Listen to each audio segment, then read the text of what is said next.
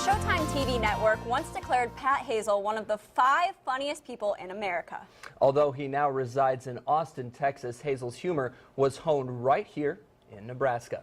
And a very large crowd was on hand in Kearney last night to welcome Hazel home. Our Lance Schwartz has the story. Thanks, guys. Pat Hazel graduated from Burke High School in 1979. After a decade of doing stand-up in Omaha and Lincoln, Pat was poised for his big break. And as fate would have it, his big break came on national TV just 2 days before his 10-year class reunion. Pat proudly returned to Omaha to tell his classmates that he had just appeared on The Tonight Show with Johnny Carson. His life would never be the same.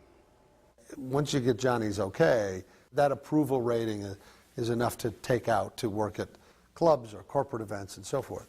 What's the story on evaporated milk? Should the can be empty when you open it up?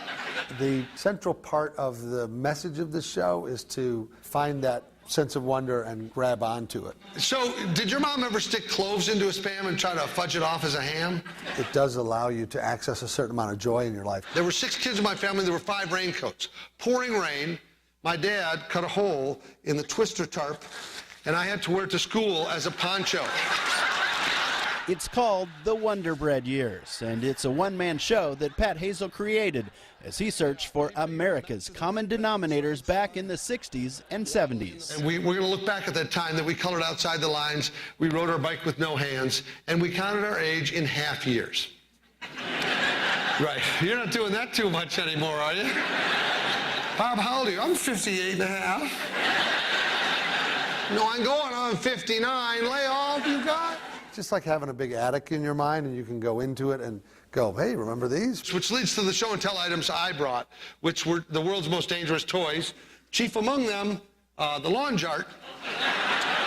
Not the picnic pastime it once was. Balcony, you want to take a look? The Wonderbread Years is a one-man show, but Pat says it isn't as much a monologue as it is a dialogue with the audience. Would you like candy or jewelry? Jewelry. You go for the jewelry.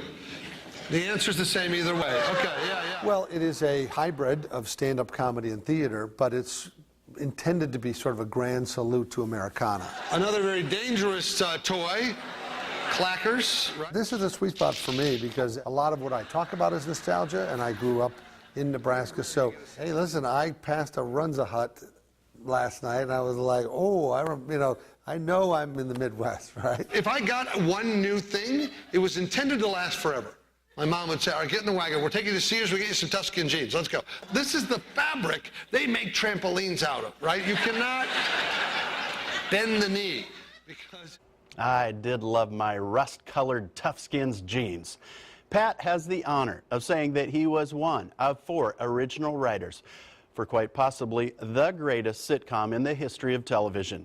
Pat told me the story of how he once sat across the table from Jerry Seinfeld when Jerry asked, what would make us laugh? We're the funniest guys we know. And as you may have noticed, Pat learned a lot about observational humor from the great Jerry Seinfeld. And I would like to thank all the wonderful people at the beautiful Merriman Performing Arts Center in Kearney as I got to check out the debut of their new hearing loop system that helps impaired listeners to help them hear the sounds better on stage. Very cool. Absolutely. And that's not a bad thing to put on the resume, too, that you know Jerry Seinfeld and met him at one point. Also on the resume is the fact that Roseanne Barr once opened for him in Denver. Whoa. Yeah, he's a pretty big deal. Kind of a big deal. Great experience. People know him. Definitely. We'll get your forecast next. Also.